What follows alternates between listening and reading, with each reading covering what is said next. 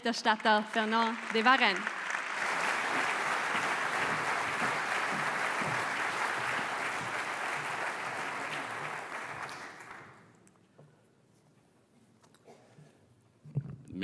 Merci beaucoup.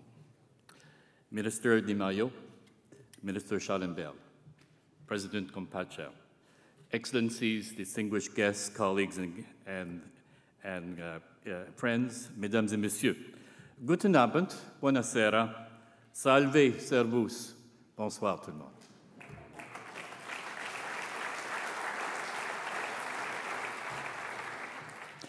When former United States President Barack Obama made a famous speech almost 10 years ago before a huge crowd at the Brandenburg Gate in Berlin, he started with only one word which was not written in his speech.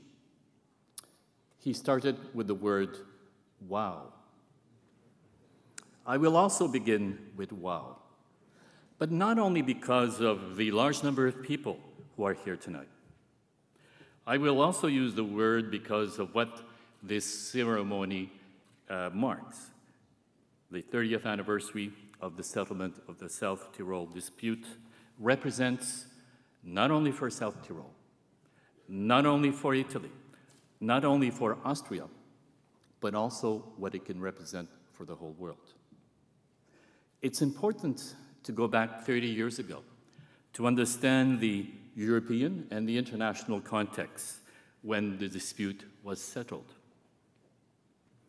30 years ago, in the 1990s, conflicts including the breakup of the former Yugoslavia, the war in Bosnia, the separatist violence in Corsica, France, Basque Country in Spain, Northern Ireland, and many others often involved grievances, claims by minorities that they were victims of discrimination or exclusion.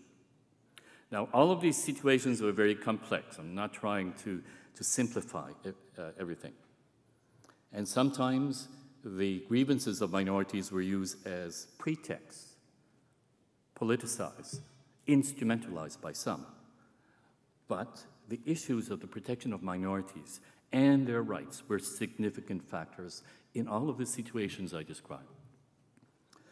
Just like today, it was a particularly dark period in Europe, a dark period which led to significant efforts and measures to try to find solutions and approaches for peace and justice and stability. And it is at this time, that led to the adoption 30 years ago of instruments such as the Council of Europe's Framework Convention for the Protection of National Minorities, the European Charter for Regional or Minority Languages, the United Nations Declaration on the Rights of Persons Belonging to National or Ethnic, Religious, and Linguistic Minorities, the creation of the mandate of the OSCE High Commissioner on National Minorities, the adoption of the Copenhagen membership for a country to join the European Union. All of these elements, all of these instruments occurred at about the same period, 30 years ago. So we actually have many anniversaries to celebrate and to mark today. Unfortunately, we are seeing in recent years a dramatic increase, which is negative in many areas and affect particularly minorities. There is an increase of hate speech in social media targeting overwhelmingly minorities, what the United Nations Secretary General Antonio Guterres called a tsunami of hate, an increase in violent attacks against minorities in Europe and elsewhere. Let's be honest, social media platforms have become megaphones of prejudice. They are being used to amplify intolerance and prejudice, reaching almost immediately not only large numbers of people, millions of people, almost instantaneously, and causing real harm. We have calls to genocide occurring today around the world, which we are finding almost impossible to stop. We're also seeing, unfortunately again, an instrumentalizing of prejudices and scapegoating of minorities. of incitement to discrimination, sometimes by populists and nationalists for their own gains.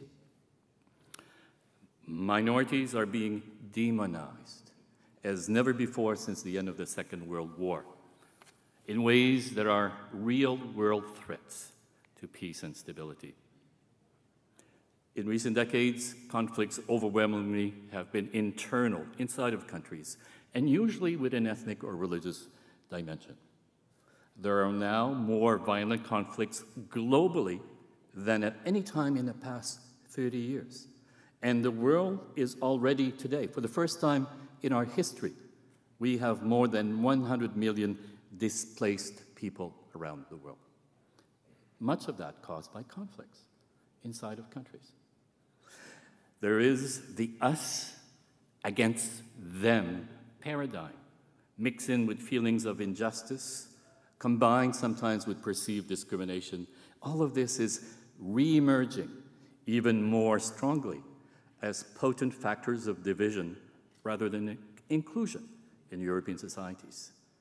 Tensions are rising again in places where minority issues have perhaps never completely been resolved, like in Northern Ireland, Kosovo, Bosnia, Cyprus, Corsica, not to mention, and we need to mention, recent and current conflicts in complex areas such as Azerbaijan, Yemen, Ukraine, of course, and others. This is why this ceremony, the settlement of the South Tyrol dispute, is not only something to celebrate, but also to share with the rest of the world. Because it has worked, as we saw with the movie that we saw earlier and other comments. Maybe it's not perfect. Many of you will know this, but nothing is perfect. And compared to most other examples of conflict prevention and resolution, it has actually worked quite well, with lines of constructive dialogue and exchange and pragmatic approaches at the political level between two states, Italy and Austria. It has served to protect the rights of everyone in South Tyrol, and especially to protect the identity, language, and cultures of the German and Latin minorities. And that's something to be extremely proud of. Minorities in most countries in the world are vulnerable and must depend on the generosity or the respect of the majority population of their rights. And I think in Italy, you have done this quite well. Chapeau, as we say in French.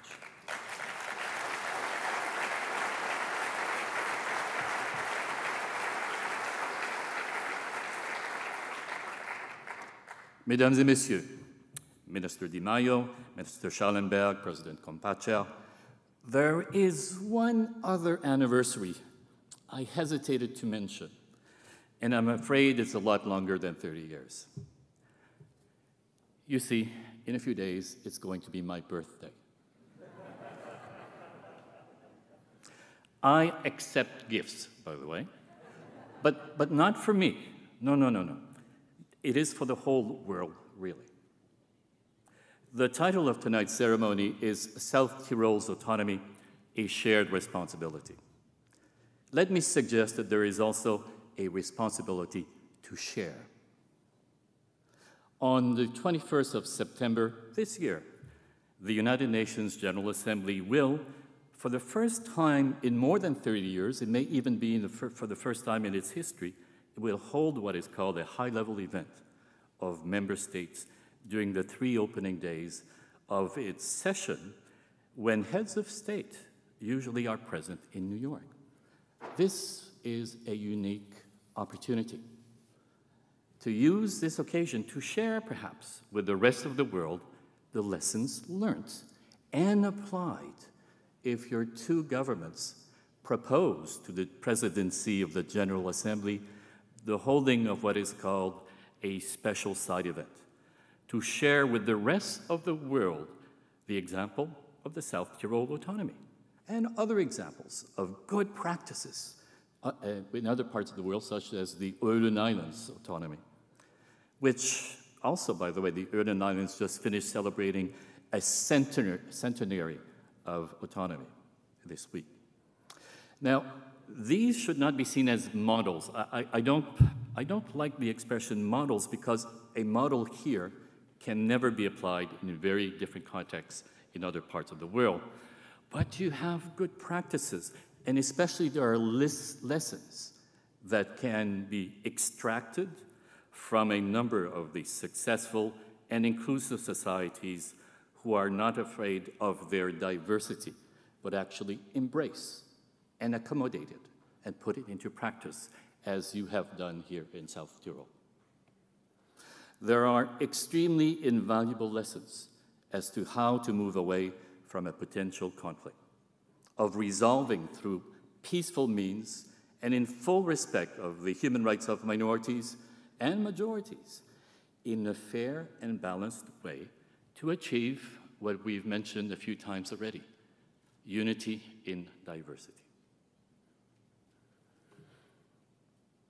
You and others have shown some of the legal and political conditions and steps to ensure peace and stability through justice, the effective competencies that must be put into place to ensure the protection of minorities and of their identity, culture, and human rights.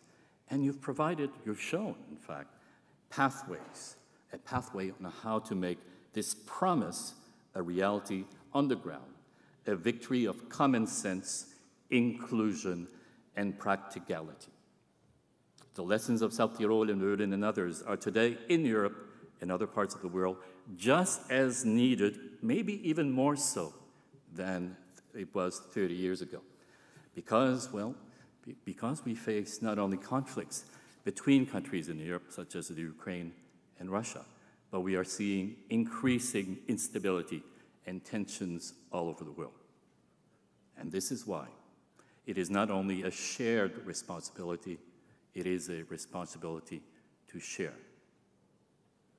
You should be proud of the success of the processes and measures Italy and Austria, as well as what you, your families here in South Tyrol have done, what you've put into place over many decades to make all of this work well, work peacefully, and work justly.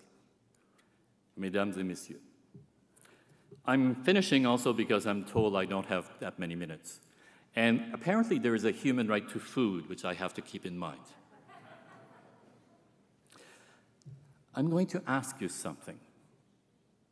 It is customary at the end of presentations such as mine for the public to applaud.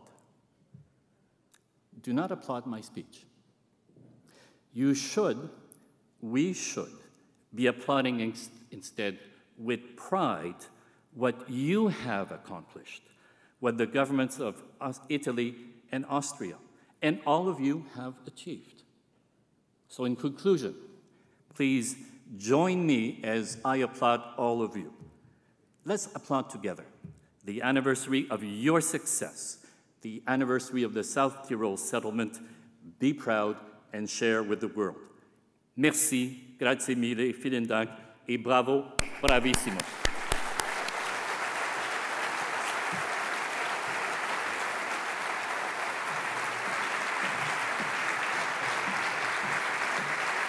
Merci beaucoup pour ce discours. Vielen, vielen Dank an den Sonderberichterstatter Fernand De Varennes.